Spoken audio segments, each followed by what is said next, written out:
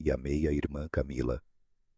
Naquela casa, ela era como uma sombra, fazia pequenos serviços, evitava aparecer nas festas, e seu nome nunca era mencionado nas fotos da família, penduradas na parede da sala.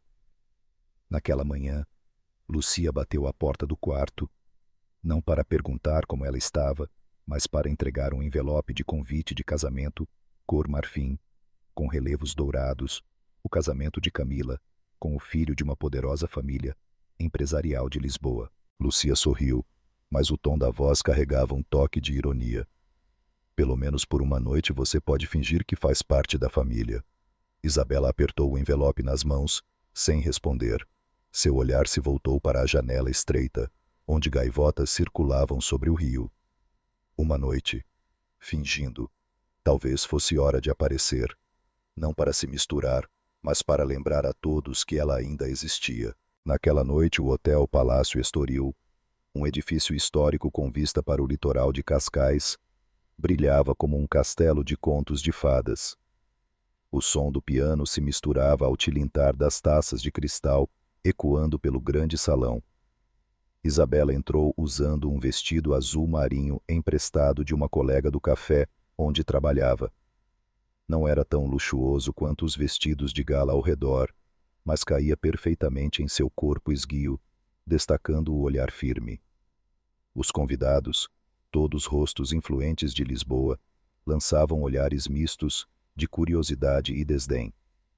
Na mesa principal, Camila estava radiante em seu vestido de noiva, cravejado de cristais, enquanto Lúcia exibia um sorriso orgulhoso ao lado de Jorge, como se a família fosse perfeita e sem falhas.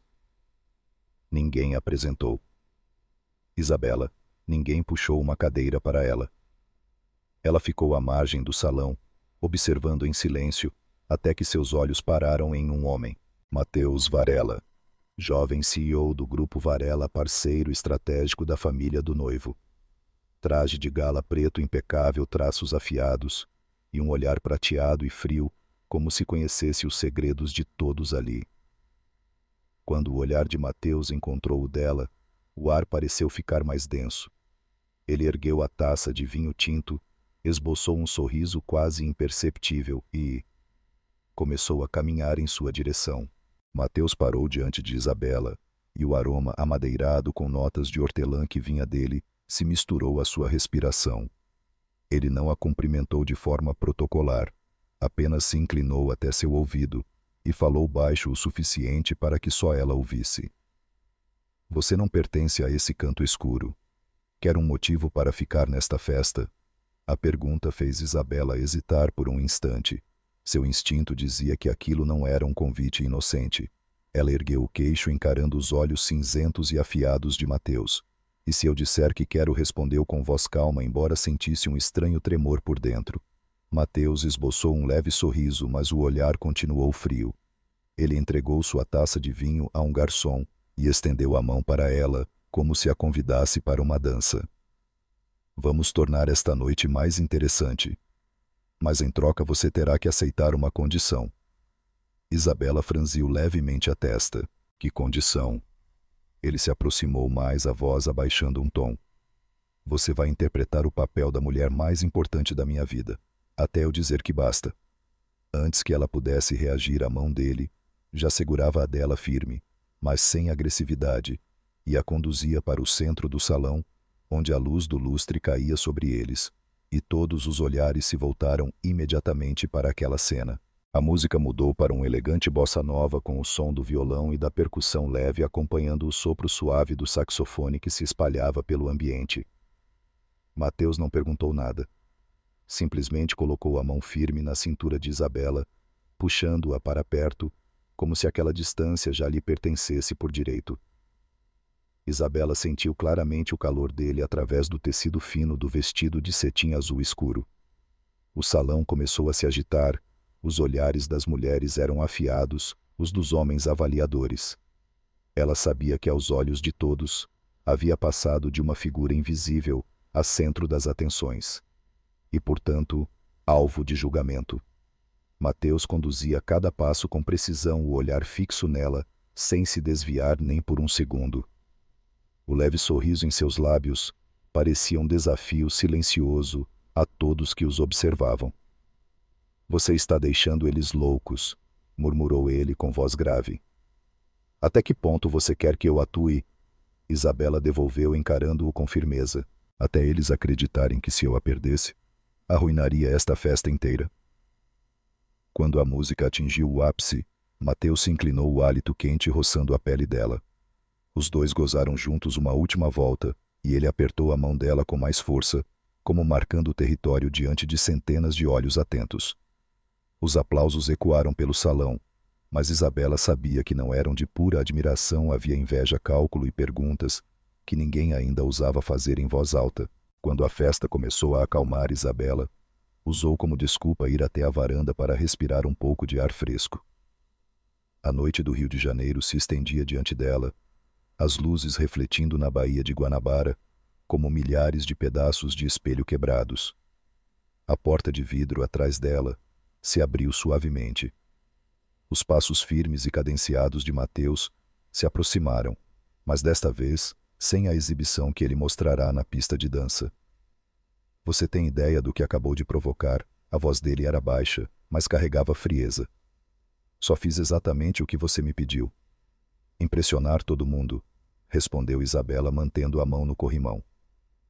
Mateus ficou em silêncio por alguns segundos, com o olhar voltado para o mar escuro. Entre aqueles olhares, há pessoas que não vão parar nas fofocas. Elas vão cavar o seu passado. Vão tentar usá-la para se aproximar de mim. Ou para me destruir. Isabela soltou um sorriso irônico. Você está preocupado comigo? Ou com você mesmo? Com os dois ele respondeu direto, inclinando-se um pouco mais para perto. A partir de agora não ande sozinha enquanto estiver ao alcance deles. Naquele instante, o som distante das ondas no cais se misturou com a música que vinha de longe. Isabela percebeu que aquele jogo já não era apenas sobre poder em eventos sociais, eles haviam cruzado para uma zona perigosa, onde qualquer erro poderia se tornar um golpe fatal. A chuva caía constante sobre o telhado de zinco, misturando-se ao som distante das ondas, enquanto o relógio na parede marcava 1h42 da manhã. Isabela despertou sobressaltada com o toque insistente do telefone. O número que aparecia na tela estava oculto. Ela hesitou por alguns segundos antes de atender. Isabela Costa, uma voz masculina grave e desconhecida, soou do outro lado. Quem está falando? Ela perguntou. Se for inteligente, vai se afastar de Mateus Alencar imediatamente, antes que seja tarde demais. Do lado de fora, a chuva parecia bater com mais força contra a janela. Não sei do que você está falando. Ela tentou manter a voz firme. Ele tem mais inimigos do que você imagina.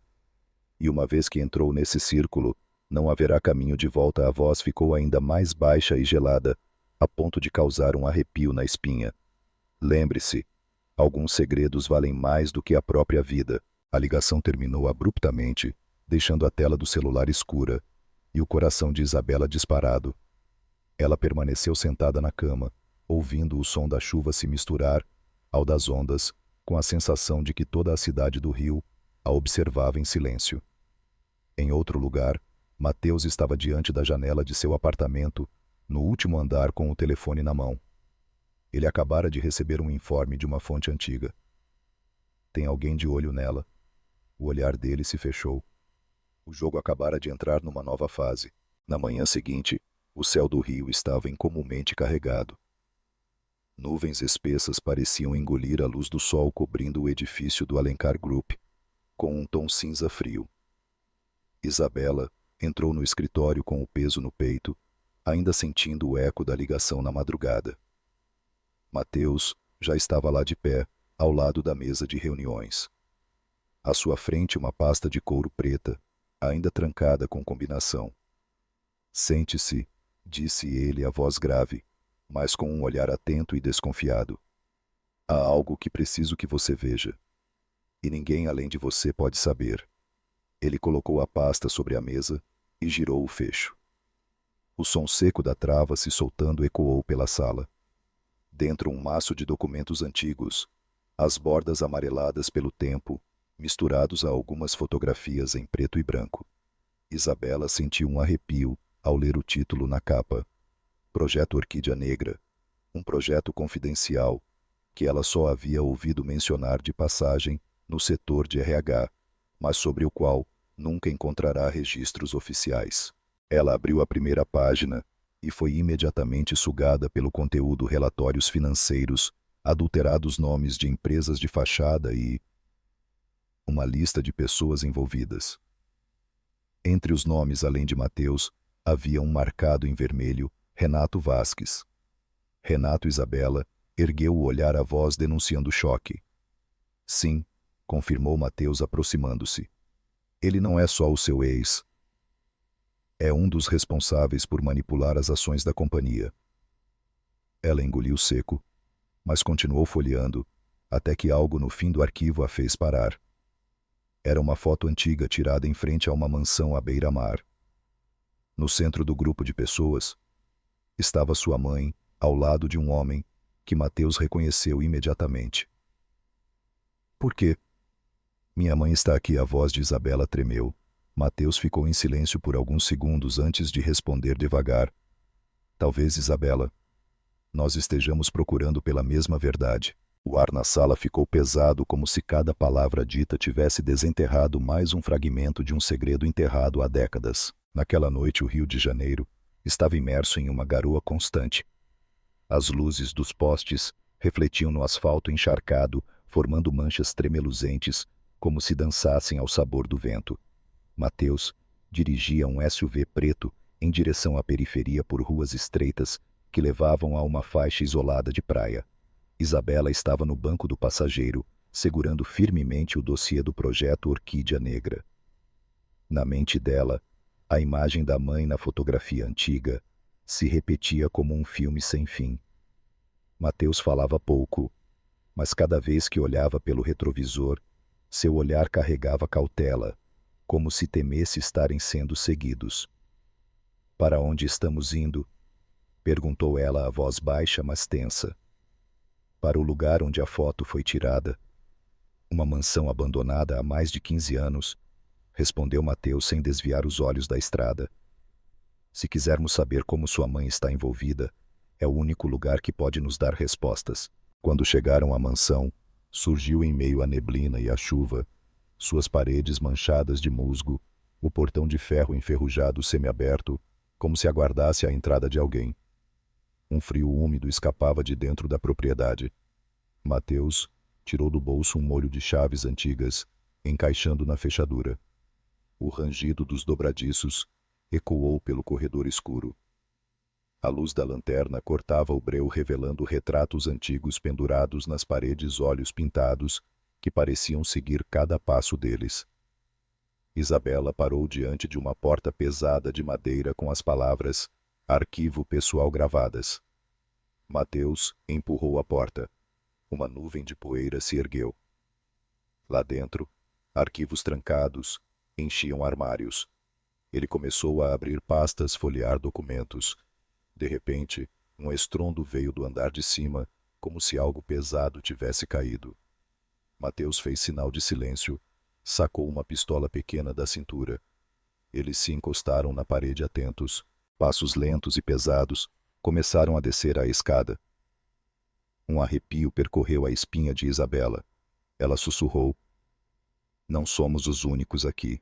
Os passos vindos do andar de cima ecoavam lentos e intencionais, como se a pessoa quisesse que soubessem de sua presença. Mateus fez sinal para Isabela recuar atrás de um armário de arquivos, enquanto ele se posicionava rente à parede ao lado da escada, arma em punho. O feixe fraco da lanterna iluminou a base da escada, revelando a silhueta alta e magra de alguém parado no último degrau. Um sobretudo impermeável cobria quase todo o corpo. O capuz estava puxado para baixo, deixando à mostra apenas um par de olhos frios e penetrantes. Isabela Duarte. A voz rouca soou pronunciando cada sílaba, como se já tivesse chamado esse nome muitas vezes. Você não deveria estar aqui. Ela apertou o dossiê contra o peito, o coração batendo forte. Quem é o senhor? Tentou manter a voz firme, embora cada palavra parecesse presa na garganta. O homem soltou um sorriso breve e sombrio, descendo mais um degrau. O som de suas botas ecoou no assoalho de madeira podre. Mateus apontou a arma diretamente para o peito dele. Mais um passo e eu atiro, disse Mateus gelidamente. Mas o estranho não parou. Em vez disso, enfiou a mão por baixo do sobretudo, tirou um envelope grosso e o jogou no chão, deslizando até os pés de Isabela. Tudo o que você quer saber sobre sua mãe está aí, mas ao ler não haverá mais caminho de volta. Antes que pudessem reagir, ele se virou e subiu as escadas, desaparecendo na escuridão, como se nunca tivesse existido. Mateus correu atrás, mas ao chegar no topo, encontrou apenas um corredor vazio e uma janela aberta, deixando entrar o vento gelado do mar. Isabela se abaixou e pegou o envelope. Dentro havia fotos antigas, páginas de documentos confidenciais com o selo confidencial e uma carta manuscrita começando com: Filha, se você está lendo estas linhas. O ar no cômodo parecia mais denso. Mateus olhou para ela, um misto de preocupação e determinação nos olhos. Precisamos sair daqui agora. Alguém já sabe que encontramos isso. Lá fora a chuva não cessava, mas Isabela sabia. A partir daquele momento, nada mais voltaria a ser como antes. A tempestade naquela noite varria o Rio de Janeiro, como se quisesse apagar todos os vestígios.